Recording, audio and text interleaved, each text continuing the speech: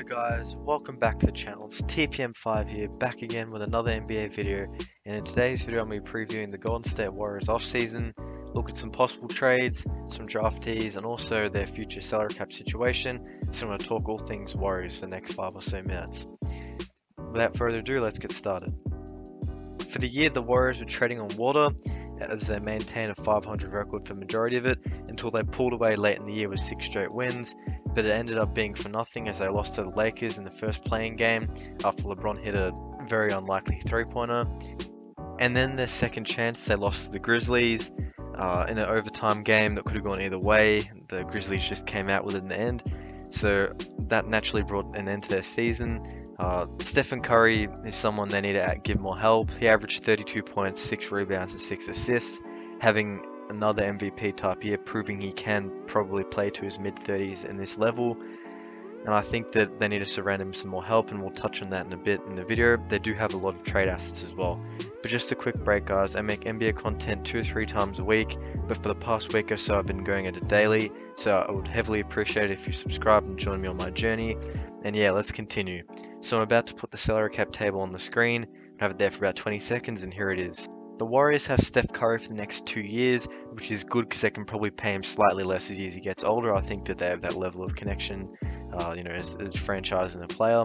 Klay Thompson's coming back, and he is on a very long deal until 2024, where he makes $43 million in his last year of his deal. I want to talk more about him, but we have to hope that he can come back, otherwise that deal looks pretty bad for them.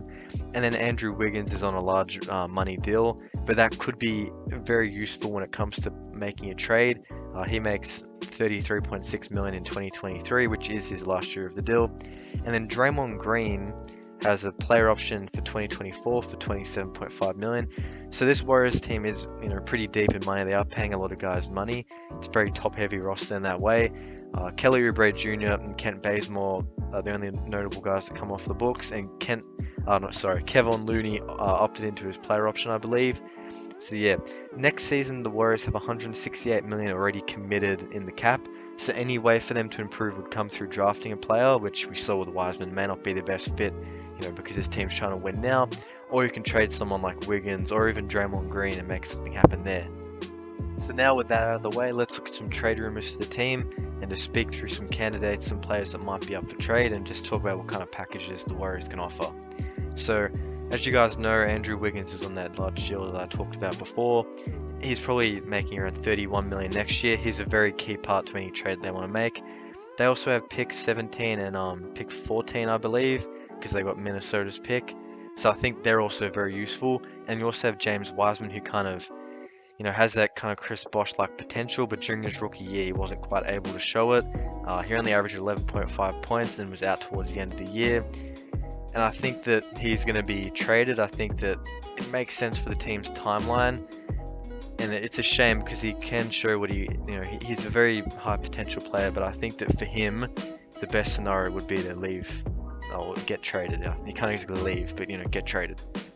So we've seen many rumors from Ben Simmons to Pascal Siakam, but let's talk about what kind of packages they could offer, and realistically, and Warriors fans, if you're watching, you tell me what the fit's like as well.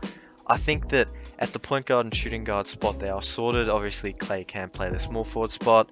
That opens the door for bringing someone like Brad Beal, who is on the thumbnail. I think it makes sense for Bradley Beal to seek out of Washington. And if that's the case, I think Golden State will have one of the better offers that the Wizards can receive.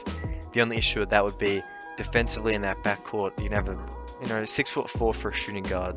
It's fair, but he could be a bit taller. You know what I mean? But I think that Klay's ability on defense, if he comes back, could negate that. You could bring in Ben Simmons as well and put him at the 4.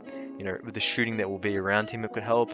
I've even seen Miles Turner be linked, which would be a less ambitious option, but it would be something that they can strengthen at the center spot.